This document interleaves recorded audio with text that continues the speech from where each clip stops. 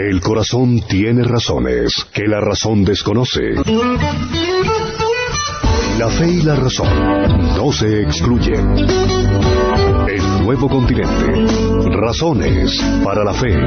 Con el pastor, teólogo, apologista y escritor Arturo Rojas y su esposa Daisy Guzmán, consejera y comunicadora social. Razones para la fe.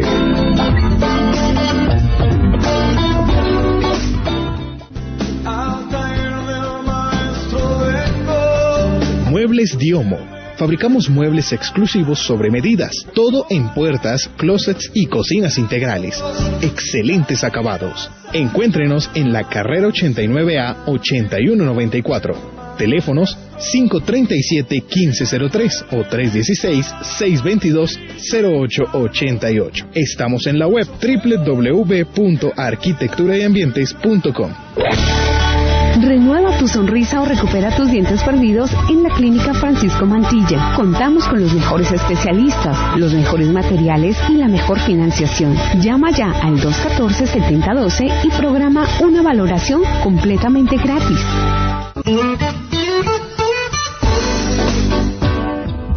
Queridos oyentes, una vez más aquí con ustedes en nuestro programa Razones para la Fe, en vivo. Se preguntarán ustedes por qué no está dando la bienvenida habitual mi esposa, como de costumbre, pero tengo que informar antes que nada que hoy voy a estar solo con ustedes por algunas razones de tipo personal.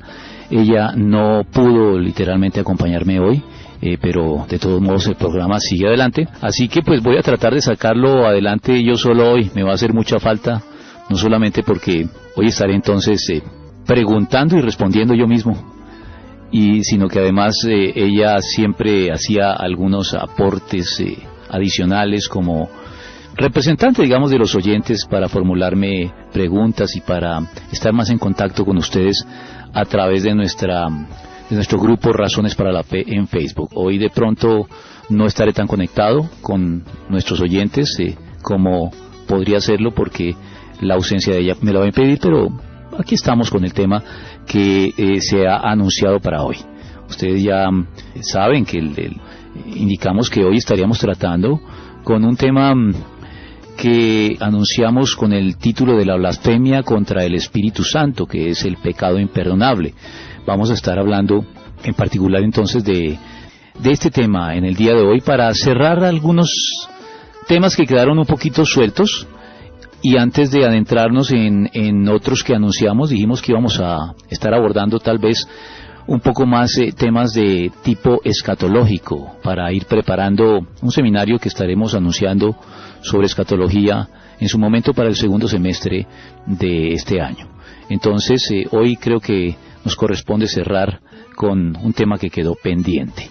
Aquí ya estoy en sintonía con algunos de ustedes que ya se han reportado aquí, como mi esposa acostumbra hacerlo, voy a tratar de imitarla. Está aquí Liliana Astrid Lesbes, que es una habitual oyente de nuestro programa, Marta Saavedra, Paula Betancourt, Nigiret Arévalo, Cristian James o James, no sé cómo se pronuncia, Catalina Fuentes, Miriam Fa, Andrés Liscano, Daniel Santiago, William Solórzano, Ana María Hernández Ochoa, que son siempre habituales y asiduos, Gabriel Darío, su esposo, Marcela Melo, Rutis Quijano y María Jesus, entre los que se reportan en el tema de hoy.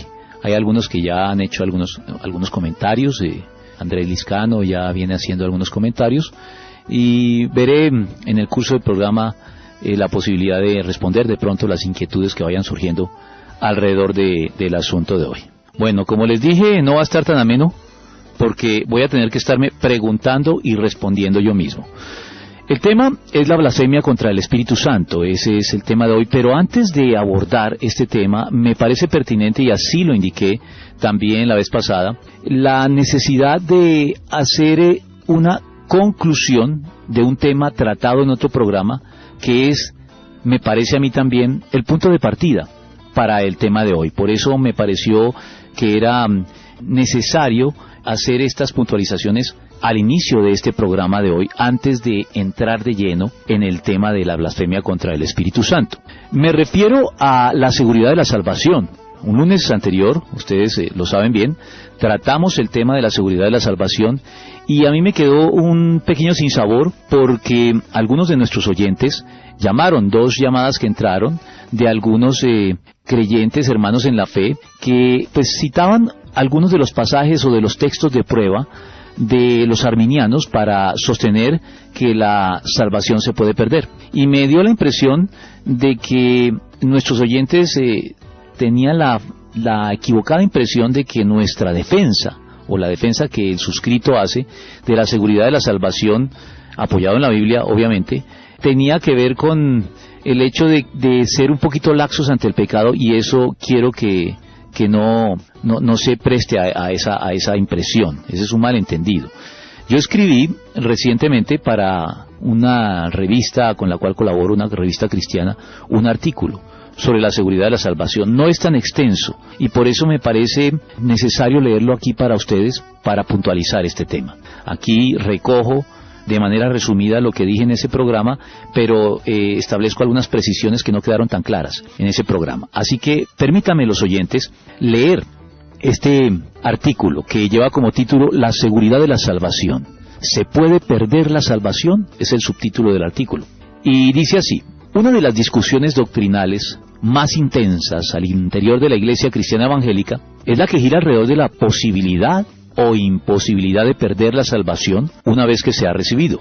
Las razones para ello son más que obvias, pues es un tema que concierne a lo que tal vez es el asunto práctico más importante de la esperanza cristiana, y que por lo mismo interesa profundamente a todo creyente.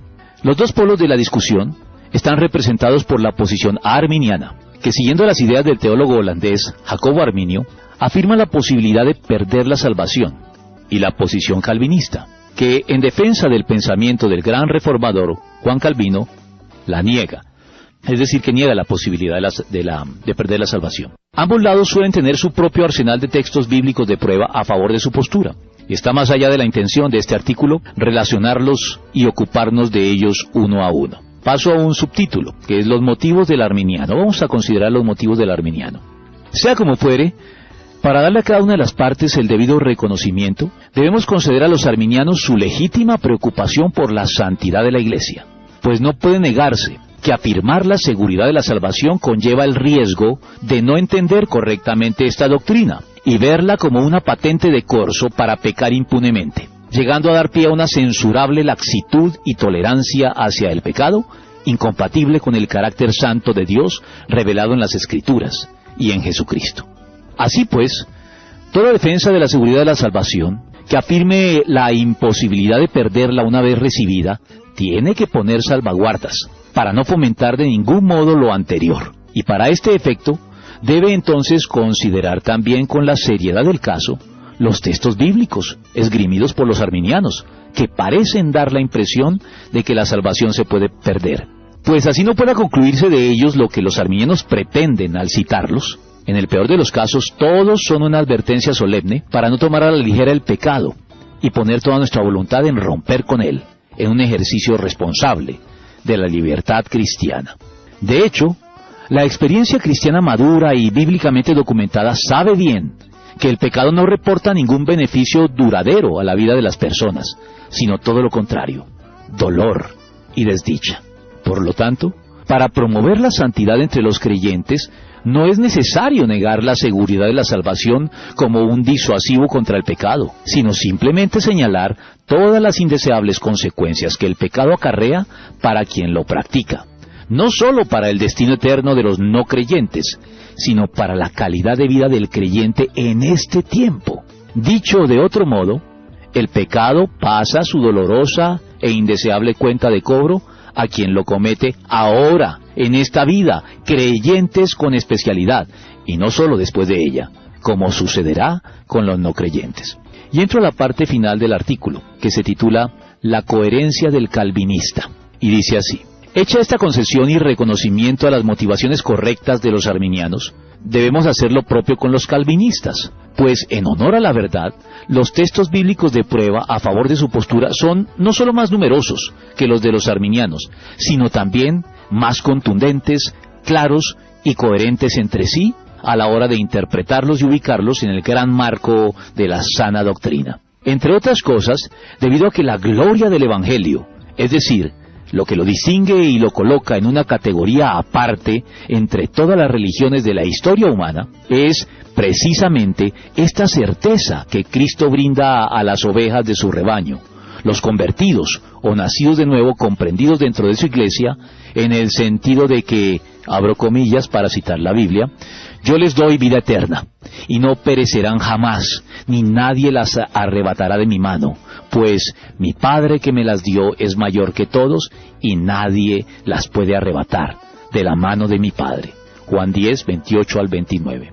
Pero más allá de estas verdades bíblicas incontrovertibles, la postura arminiana, además de desvirtuar el Evangelio y despojarlo de su gloria, al rebajarlo al nivel de todas las demás religiones, enfrenta otras dificultades lógicas, como lo es determinar la circunstancia o circunstancias que llevan a la pérdida de la salvación de quienes presumiblemente ya la disfrutan. En otras palabras, ¿cuál es el pecado o los pecados que acarrean la pérdida de la salvación?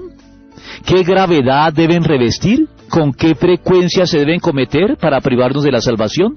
Preguntas para las cuales la Biblia está lejos de proveer alguna respuesta puntual e inequívoca, como si fueran preguntas improcedentes. Porque, dejando por lo pronto de lado la discusión particular alrededor de la blasfemia contra el Espíritu Santo, e incluso del indefinido pecado de muerte de 1 de Juan 5:16, que es, valga la aclaración, lo que trataremos enseguida, lo cierto es que para no caer en una clasificación no bíblica de los pecados similar a la emprendida por el catolicismo, con su distinción entre pecados capitales y veniales, los arminianos deben, si quieren ser lógica y bíblicamente consecuentes, afirmar que incurrir en cualquier pecado por parte del creyente acarrea para él, por lo menos de manera momentánea y previa al eventual arrepentimiento y confesión del caso, la pérdida de la salvación, puesto que la Biblia declara tajantemente en Romanos 6:23 que la paga del pecado, todo pecado, al margen de su mayor o menor gravedad o frecuencia, es muerte. Así pues, dado que nosotros los creyentes, si bien no hacemos ya del pecado la práctica continua de nuestras vidas, no por eso dejamos de pecar de una manera absoluta, según lo confirma el apóstol Juan en 1 de Juan 1, 8 al 10.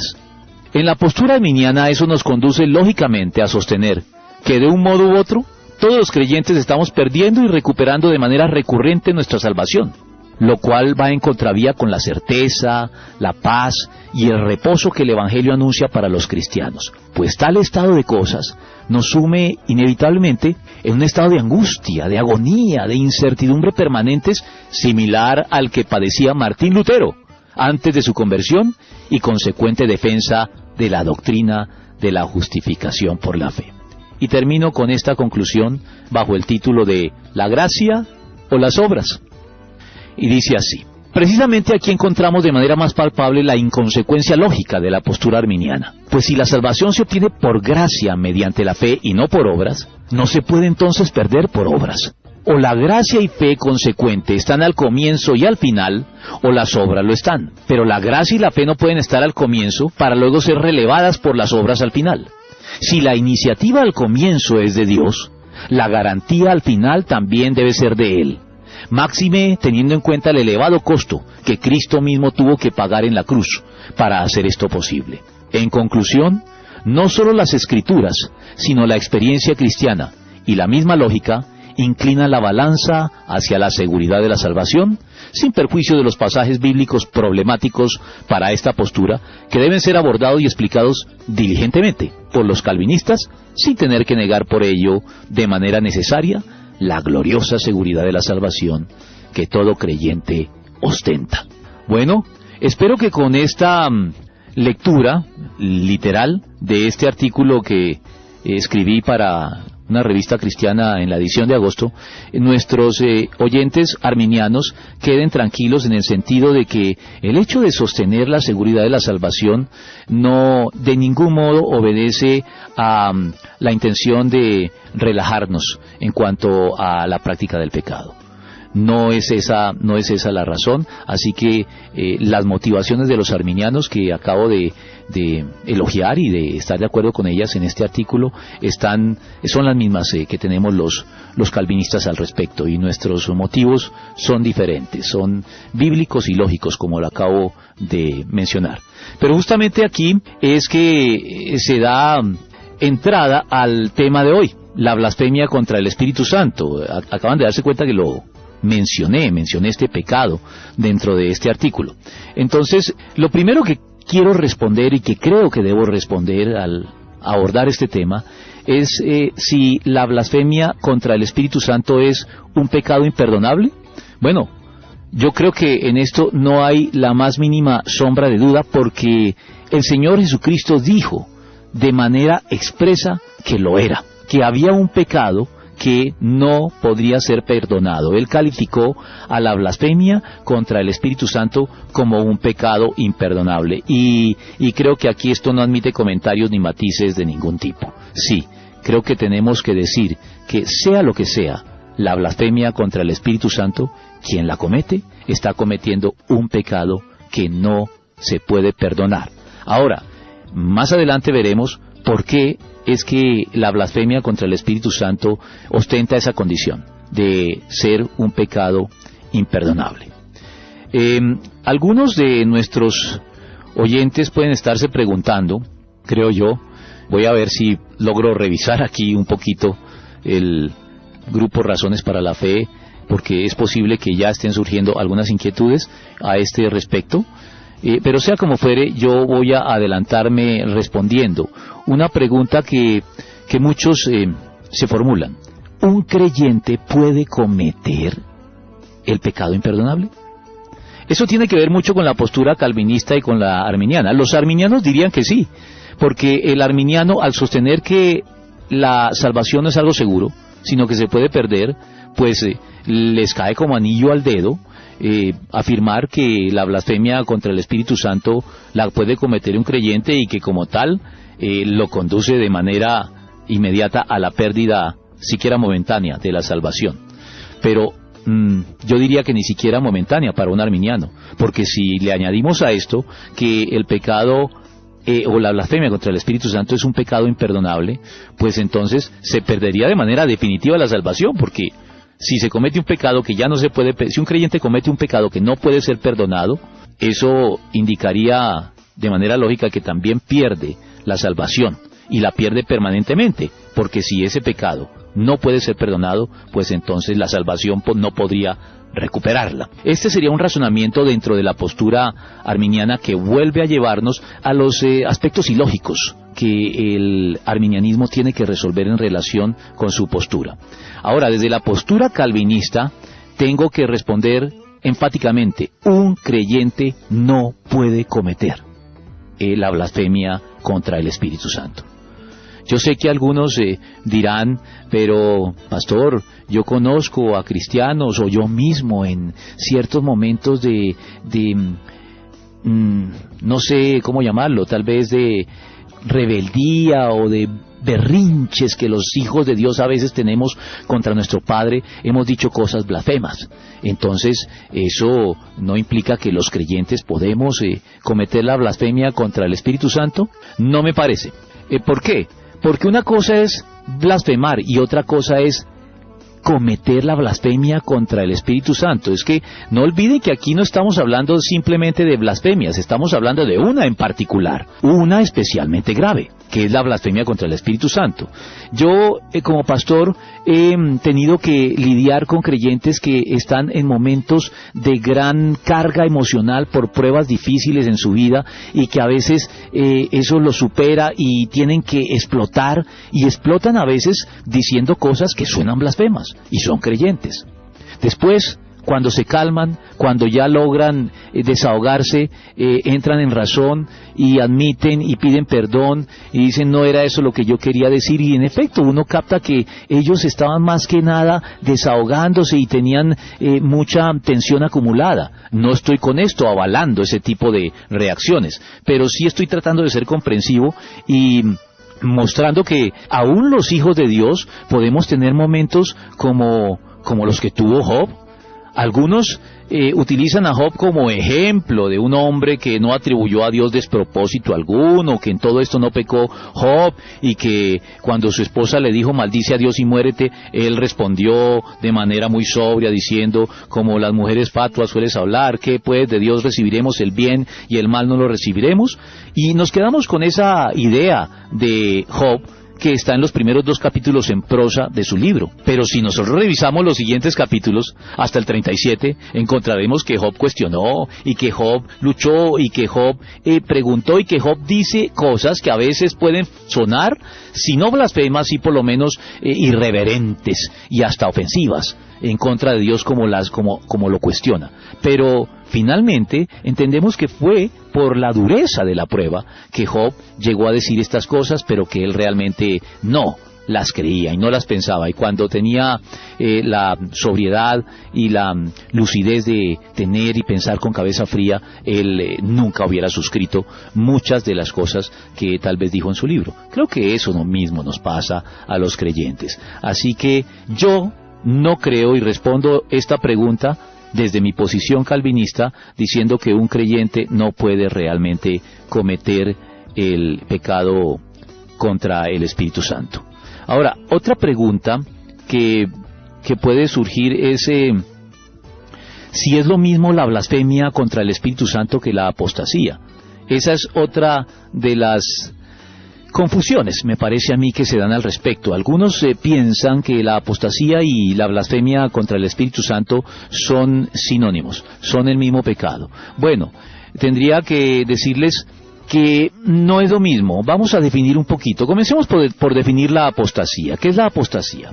La apostasía es renegar de manera consciente y abierta de creencias que se han suscrito previamente. Entonces, un apóstata, ¿quién es en el marco del cristianismo? Es alguien que profesó ser cristiano, que declaró ser cristiano en un momento dado, pero que después, más adelante en el tiempo, reniega de esa profesión inicial.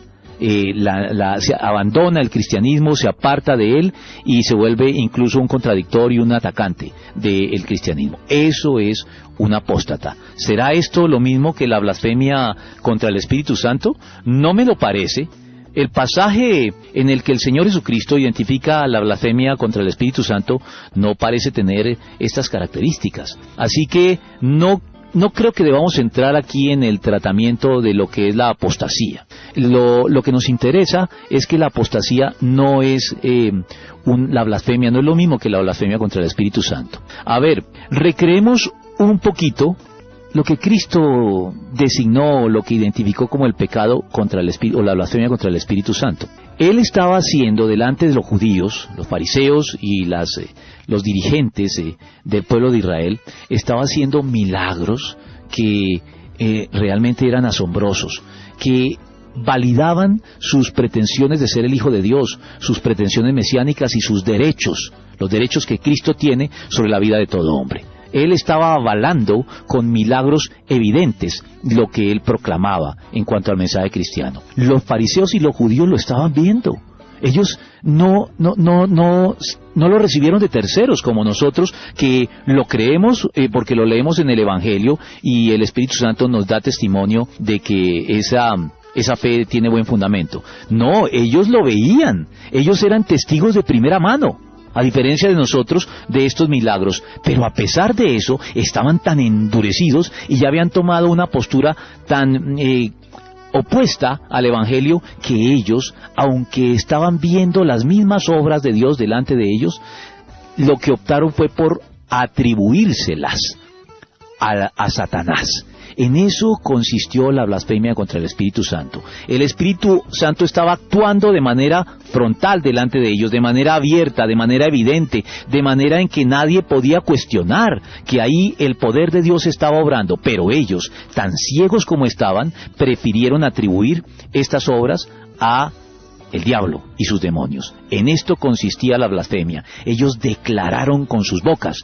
porque la blasfemia es un pecado que se comete con la boca, es una declaración. Declararon con sus bocas que lo que Cristo hacía por medio del Espíritu Santo, a través de todos sus milagros, era algo que no lo hacía Dios, sino que lo atribuyeron a Satanás. Este es el colmo del endurecimiento. Esto muestra un grado de endurecimiento que ya no tiene reversa. Y en esto consiste la blasfemia contra el Espíritu Santo. Puede tener similitudes con la apostasía, pero no es lo mismo. Porque la apostasía, yo diría que no reviste la misma gravedad. El apóstata puede renegar de su fe, pero no lo hace de manera tan desafiante y tan abierta como lo hicieron los judíos de su época, viendo los milagros de Dios, pero negándolos, cerrando los ojos ante ellos para atribuirlo a Satanás. Me parece que la blasfemia contra el Espíritu Santo es más grave que la misma apostasía, que ya de por sí es muy grave. Tanto así que se declara que es un pecado imperdonable, algo que no sucede con la apostasía, porque en esto creo que arminianos y calvinistas, como quiera que entendamos la apostasía, estamos de acuerdo que un apóstata puede regresar al redil si se arrepiente de su apostasía. Pero la blasfemia contra el Espíritu Santo no tiene esa posibilidad. Por lo tanto, eso me lleva a la conclusión lógica de que no pueden ser el mismo pecado. La apostasía se puede perdonar. La blasfemia contra el Espíritu Santo no se puede perdonar. Abordemos otra pregunta antes de pasar a nuestros anunciantes. Una pregunta más tiene que ver con: ¿puede un actual creyente, escuchen lo que estoy diciendo, ya hemos respondido si un creyente puede cometer este pecado, ahora voy a plantearlo de este modo: ¿puede un actual creyente haber cometido este pecado antes de ser creyente? Porque es otra pregunta que formulan en relación con la blasfemia contra el Espíritu Santo. Algunos hermanos en la fe llegan a veces en consejería o me abordan preocupados cuando hablo de este tema, porque ellos dicen: pastor, yo creo que yo antes de ser cristiano yo cometí la blasfemia contra el Espíritu Santo. Entonces, ¿cuál es la respuesta? Bueno, también utilicemos la lógica. Si este personaje que me está haciendo esta pregunta de esta manera tan preocupada ya es un cristiano, ya es alguien que ha rendido su vida a Cristo y que está mostrando fruto, que muestra el fruto del Espíritu Santo en su vida, que ha hecho frutos dignos de arrepentimiento, como dice la Escritura, ¿no es lógico pensar que él realmente haya cometido este pecado antes? ¿Por qué? Porque la Biblia dice que ese pecado es imperdonable, y este hermano que me consulta ya ha sido perdonado, ya está redimido, está preocupado por haberlo cometido, cree que pudo haberlo cometido, pero el simple hecho de que él ya esté en la fe, de que él ame a Cristo, de que él le sirva, de que él haya transformado su vida, indica que cualquiera que sea lo que haya hecho en el pasado, y por muy semejante que pueda ser a la blasfemia contra el Espíritu Santo, realmente no fue la blasfemia contra el Espíritu Santo, porque si lo fuera, ni siquiera estaría formulándome esa pregunta como hermano en la fe. Así que creo que también en este sentido debemos decir no solamente que un creyente no puede cometer este pecado actualmente, sino que no puede haberlo cometido en el pasado, antes de ser creyente. Bueno, siguiendo la costumbre de mi esposa, aquí voy a mencionar a las personas que han venido haciendo comentarios. Este programa tenemos a Andrés Liscano, quien prevé que será un buen programa. Espero que estas expectativas se estén llenando, Andrés. Oscar Darío Arias también dice estar atento al programa. Martica CQS da las gracias, dice: gracias pastor, muy oportuna su publicación, estaré atenta a las enseñanzas que Dios tiene para mi vida a través suyo. Clara Inés Galarza, otra oyente habitual, dice: buenas noches, reporto sintonía siempre desde Villavicencio. Juan Pablo Bello dice: pastor, buenas noches. En estos tiempos, ¿cuáles serían los tipos de blasfemia al Espíritu Santo? Gracias, es la pregunta que él formula. Vamos a ver si podemos abordarlo un poquito más adelante, aunque sería entrar en muchos detalles. Creo que la blasfemia del Espíritu Santo puede adquirir muchas formas particulares y no es pertinente tratar de establecer todas las formas, porque podemos quedarnos aquí mucho tiempo. Más bien, la actitud de fondo que está detrás de todos los tipos de blasfemia contra el Espíritu Santo, al margen de las formas diferentes que puedan adquirir en las palabras. Recuerden que la blasfemia es un pecado que se comete con la boca. Es un pecado que involucra palabras, y las palabras pueden expresarse de muchas maneras diferentes, pero el motivo que anima esas palabras sí puede ser tal vez uno solo, y de eso es de lo que queremos ocuparnos y en lo que queremos concentrarnos. Bueno, Miriam Fa dice listos a escuchar, así que supongo que Miriam nos está escuchando ahora. Daniel Santiago dice, uy, qué tema, gracias pastor, aquí nuevamente en sintonía. Antonio Omar Rodríguez, gran tema, estaremos pendientes, bendiciones. Rutis Quijano, listas con Laurita, supongo que están juntas, escuchando el programa. Jaime Torres, también alguien muy apreciado por nosotros, nos manda saludos, al igual que para mi esposa Daisy, que no nos acompaña hoy. Y Andrés está también proponiendo ahí en la página un enlace para abordar este tema a través de John MacArthur, un autor a quien respeto mucho. No estoy del todo de acuerdo con todas las cosas que dicen John MacArthur, pero estoy de acuerdo con una gran mayoría porque es un gran exponente de la Biblia. Tengo que quitarme el sombrero. Él creo que tiene un programa también en Nuevo Continente. Si mal no estoy, es el que nos antecede siempre. Así que John MacArthur tiene todos mis respetos, pero hay algunos asuntos en que no lo sigo del todo. Sin embargo, el libro que recomienda Andrés Liscano, John MacArthur, Fuego Extraño, lo leí, y es un libro que sí creo que tiene un 90% de verdades que no pueden realmente discutirse seriamente desde la Biblia. Pero digamos que en ese 10% adicional creo que no tendría que estar de acuerdo con todo. Sin embargo, secundo la recomendación de Andrés para leerlo. Es un buen libro y hay que leerlo. Es un libro que edifica. Me dice aquí finalmente Xiomi Cortés, para terminar a los que estoy leyendo. Dice, pastor, ¿qué hay de los testigos de Jehová que niegan que el Espíritu Santo es Dios y dicen que es solo una fuerza? Bueno, Xiomi, esa es una pregunta interesante, pero creo que nos sacaría un poquito del tema de hoy. Y creo que nos puede dar para otro tema. A veces recojo algunas de las preguntas que formulan nuestros oyentes, más bien las meto en un archivo para más adelante abordarlas con toda la calma del caso y la extensión requerida para responderlas de manera más amplia. Y creo que Xiomi, déjalo ahí, está atenta al programa, porque te podemos sorprender en breve tratando el tema que estás planteando aquí, la doctrina sobre el Espíritu Santo. Bueno, pero continuemos donde habíamos quedado en cuanto a las preguntas que veníamos formulando. A ver dónde es que habíamos quedado, sí, aquí en esta. ¿Por qué es un pecado imperdonable? Creo que aquí tenemos mucha tela de dónde cortar. ¿Por qué es un pecado imperdonable? Es una buena pregunta, y creo que la manera de responderla es la siguiente. Para que un pecado pueda ser perdonado, desde el punto de vista de la Biblia y de la lógica, la persona que lo comete debe estar arrepentida, confesar su pecado y pedir perdón. Creo que nuestros oyentes, todos, cristianos y no cristianos, estarán de acuerdo en esto. Un pecado que pretende ser perdonado desde la óptica de Dios requiere de quien lo comete que reconozca el pecado, que lo confiese, que se arrepienta con humildad y pida perdón.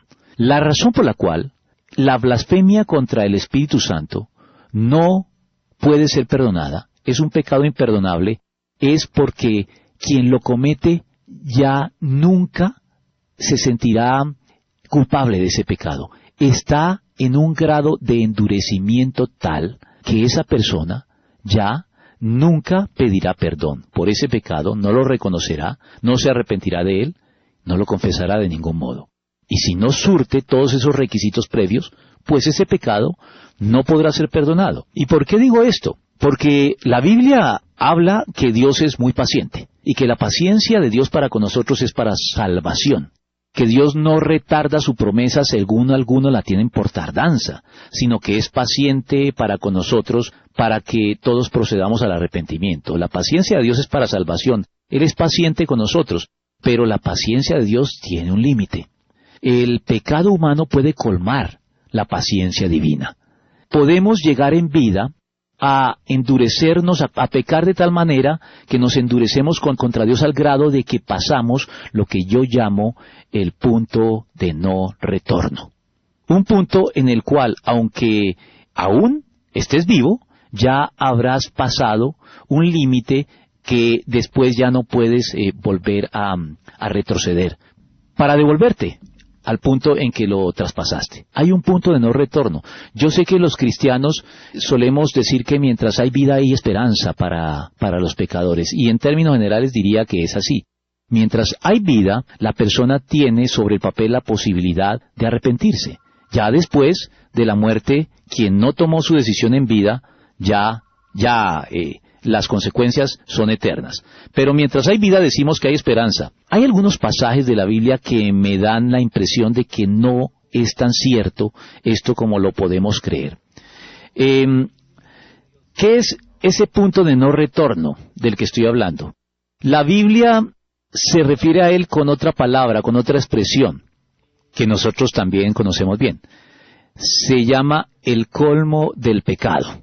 Creo que hay ciertos pecados y cierto endurecimiento tan grande contra Dios que ya se convierte en un colmo. Mira, en Job capítulo 22, versículo 9, dice: no les dabas nada a las viudas y para colmo les quitabas todo a los huérfanos. Nosotros hacemos muchos chistes con los colmos, ¿no? Hacemos el colmo del zapatero tener una mujerzuela y cosas de ese estilo. Y yo sé que hay muchos chistes alrededor de los colmos, pero el asunto del colmo en la Biblia no es un chiste, es algo muy serio. Hay otro pasaje, por ejemplo, Proverbios 19:3, que dice: la necedad del hombre le hace perder el rumbo y para colmo se irrita contra el Señor. Que es una manera de decir lo que el obispo anglicano George Berkeley dijo en cierta oportunidad cuando afirmaba: primeramente hemos levantado la polvareda y luego nos quejamos de que no podemos ver. O como lo decimos en el refranero popular: tras de ladrón, bufón. Y creo que eso es lo que sucede con algunos pecadores, que se empeñan tanto y son tan contumaces y pecan de manera tan abierta, tan desafiante, tan diaria y tan cotidiana, que llegan a pasar en vida un punto de no retorno, un punto del cual no se pueden devolver, un punto que ya es un colmo y que no admitirá arrepentimiento y confesión posterior. Creo que el pecado de la blasfemia contra el Espíritu Santo es de esta naturaleza.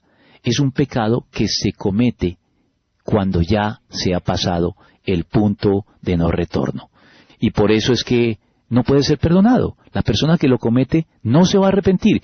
Era por eso que les decía hace un momento que el creyente preocupado, que viene a preguntar si no es posible que él lo haya cometido antes de convertirse, ya la preocupación que él tiene, el hecho de que esté arrepentido, de que lamente y de que incluso agonice por la posibilidad de haberlo cometido en el pasado, indica que no lo cometió, porque quien lo comete no experimenta todo lo que él está experimentando. Quien lo comete ya no tiene ningún reato de conciencia, ningún remordimiento, no es tal vez ni siquiera consciente de que lo cometió, está tan endurecido y ya tomó una postura en contra de Dios tan definitiva que no hay posibilidad para él al respecto. Miren, recuerdo otro pasaje que es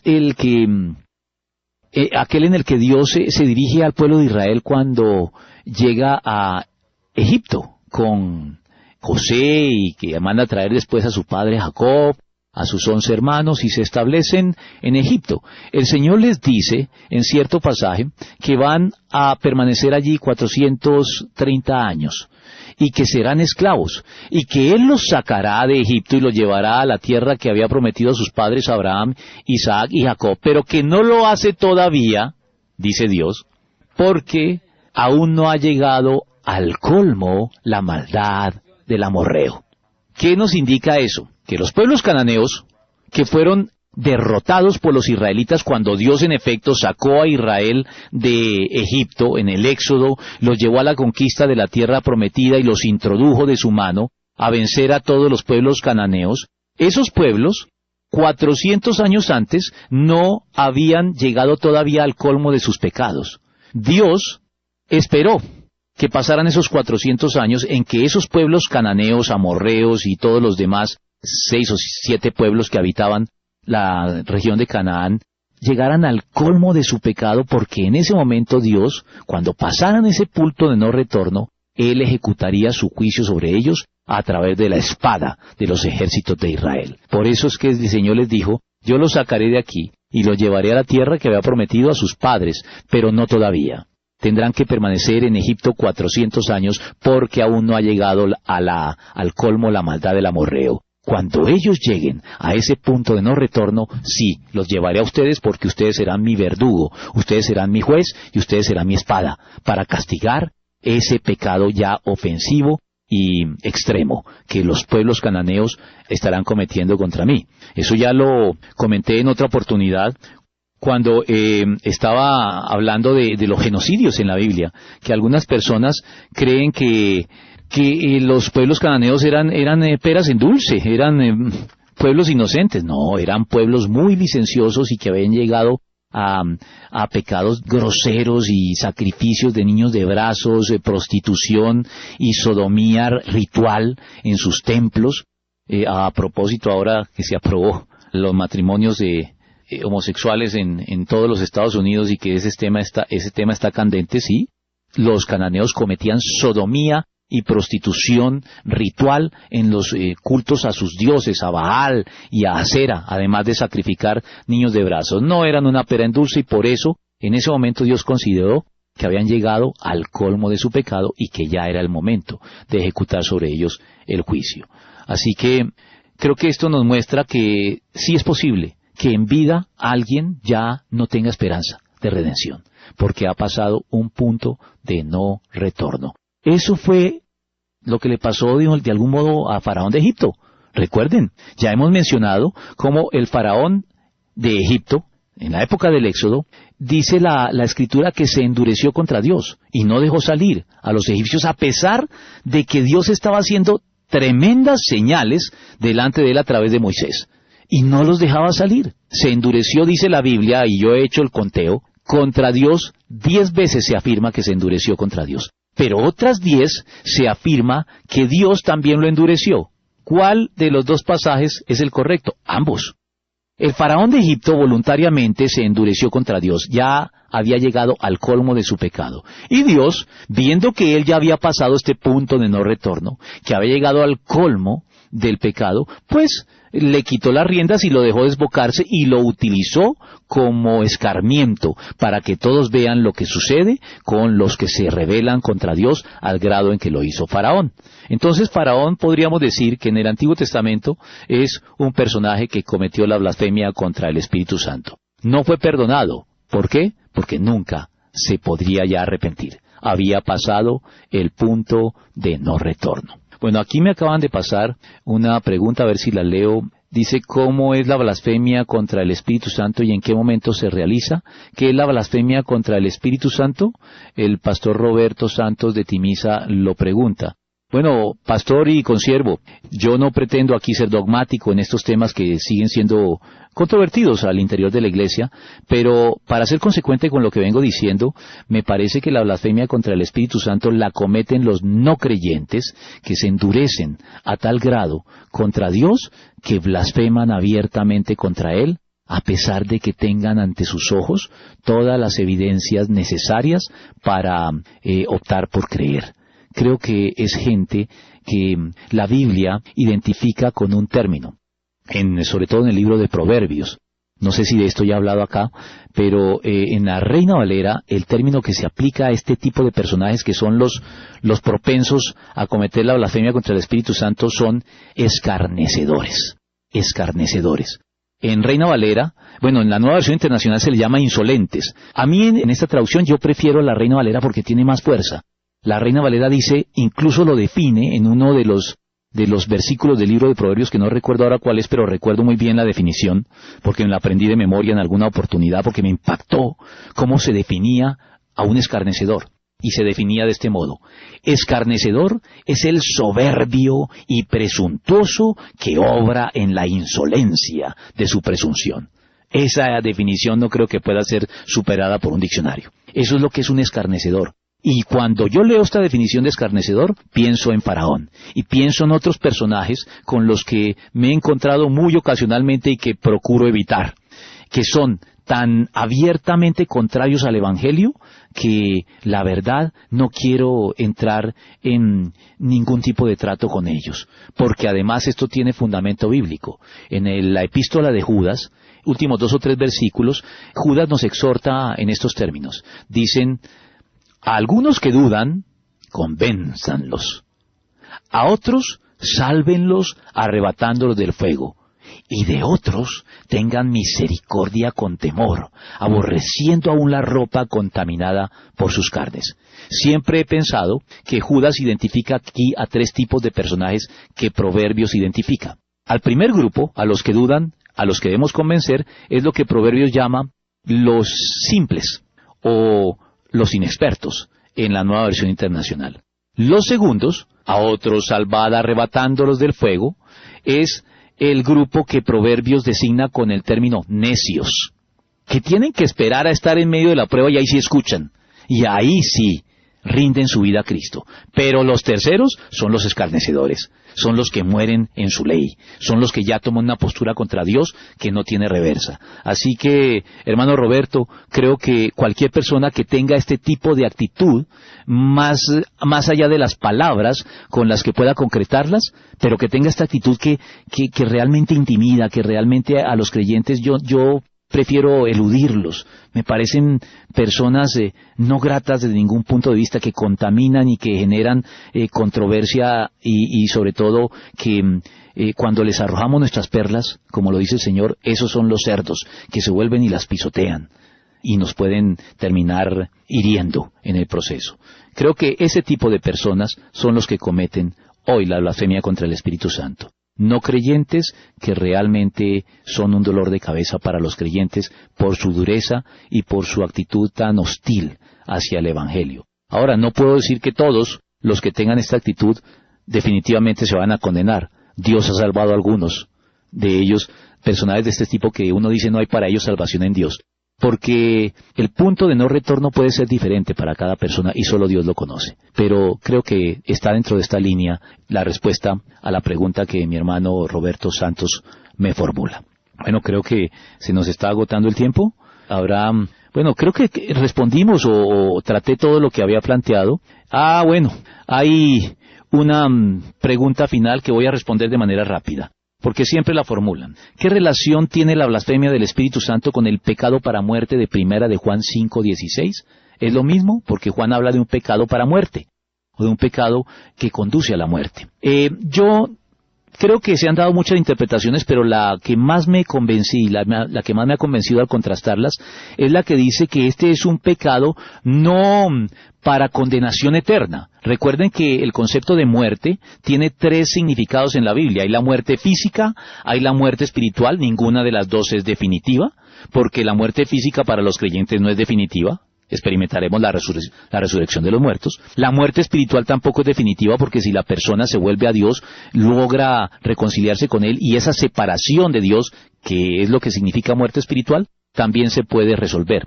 La que sí es definitiva es la muerte segunda, de la que habla Apocalipsis. ¿A qué muerte se referirá este pecado? Como les digo, habiendo leído todas las posturas al respecto, a mí la que me parece más consistente con la epístola y el pensamiento de Juan es que este es un pecado para muerte física. A veces los pecados que los creyentes cometen pueden pasarles cuentas de cobro con la muerte, es decir, la disciplina de Dios sobre sus hijos puede tener que ver con la muerte física. Dice que en 1 de Corintios 11, a los que toman la cena sin discernir el cuerpo de Cristo de manera irreverente, algunos estaban enfermos y algunos han muerto, decía el apóstol Pablo. Por lo tanto, hay pecados que si el creyente los comete, pueden acarrear de Dios tal disciplina que puede sobrevenir sobre ellos la muerte física, pero no la condenación o la muerte eterna. Esa es mi apreciación sobre este tema, sobre este punto. Hay algunos que dicen que es el mismo, la blasfemia del Espíritu Santo. No me parece consistente, no tengo tiempo para entrar en los detalles de por qué no, pero para no dejar esta pregunta sin respuesta, esta es la postura que, habiendo evaluado todas las demás, me parece más consistente. Y creo que con esto tenemos que concluir nuestro programa hoy. Demos entonces por terminado hoy el programa. Muchas gracias a todos nuestros oyentes que están siempre atentos y pendientes y que justifican nuestro esfuerzo para estar aquí con nuestros temas. El próximo lunes aquí de nuevo seguiremos mucho más cuando es un lunes que ya salimos de esos 3 festivos y volvemos a los lunes habituales. Dios los bendiga.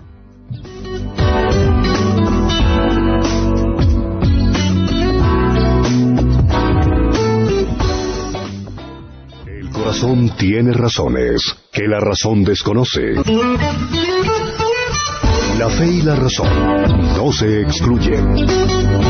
El nuevo continente. Razones para la fe.